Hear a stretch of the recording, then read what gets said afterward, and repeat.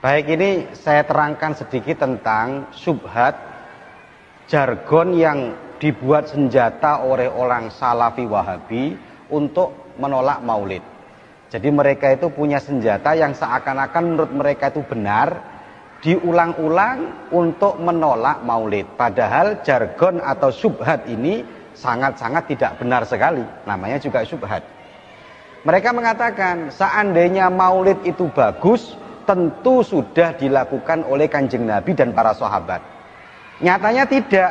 Itu membuktikan berarti maulid menurut mereka tidak bagus.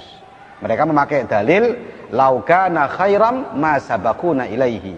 Kalau itu baik, maka sudah pasti dilakukan oleh golongan-golongan orang-orang kita terdahulu.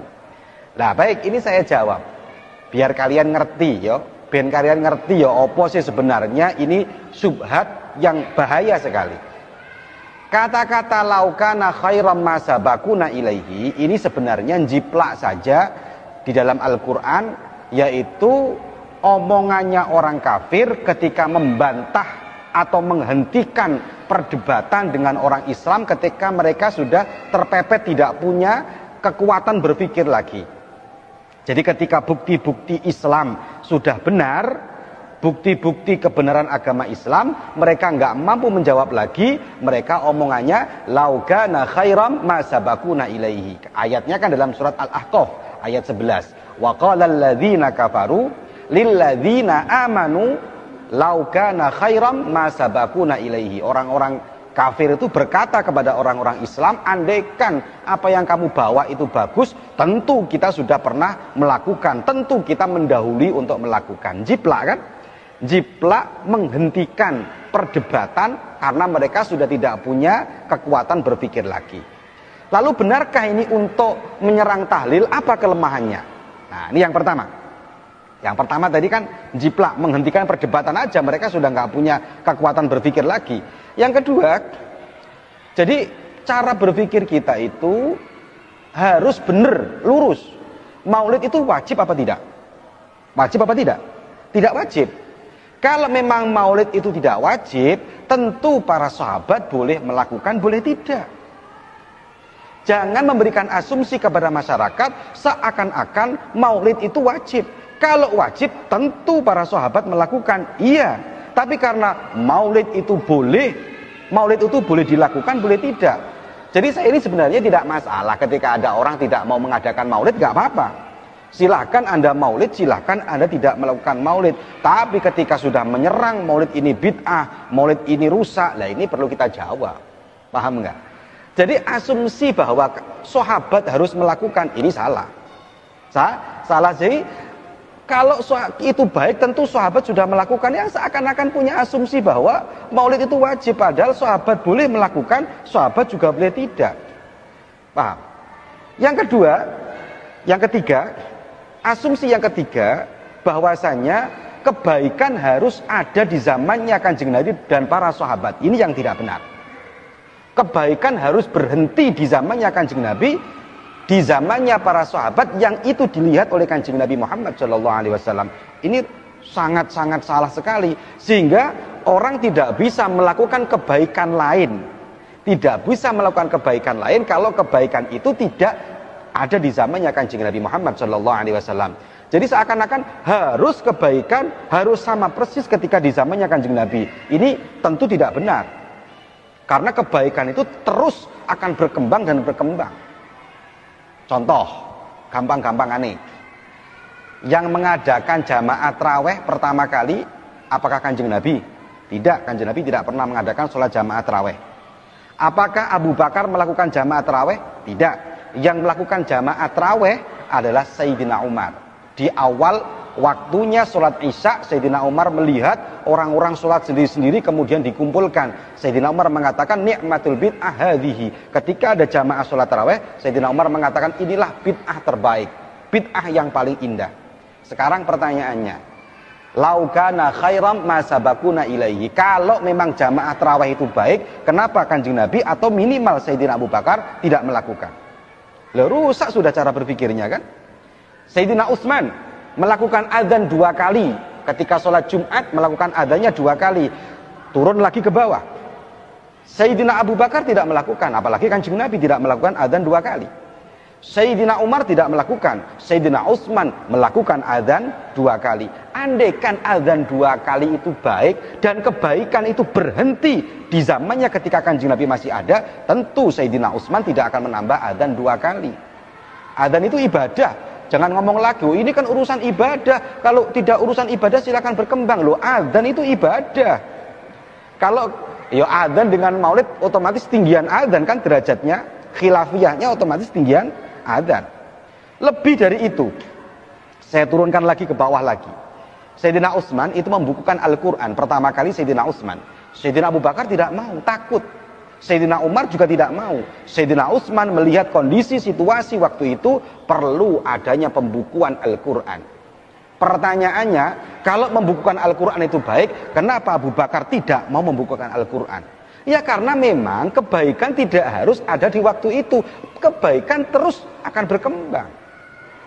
Belum lagi ketika Al-Quran ditulis pertama kali, Al-Quran itu hanya tulisan biasa, tanpa titik, tanpa harokat.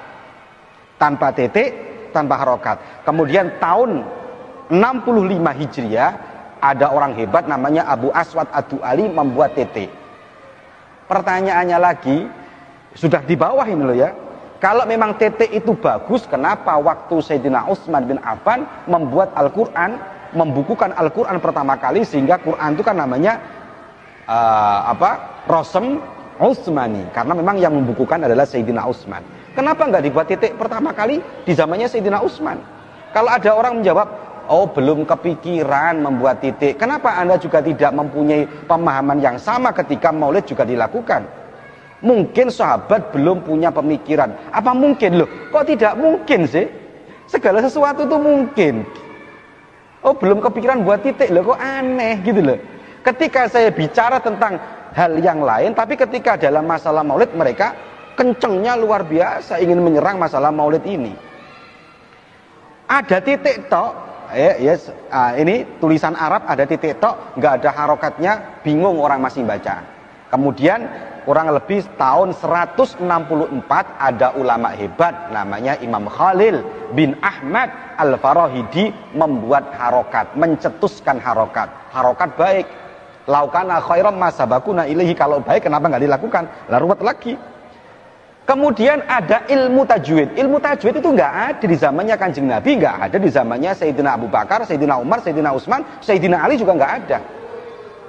Kalau memang ilmu tajwid itu baik, kenapa nggak ada di zaman dulu? Apa belum kepikiran juga? Loh, ya toh?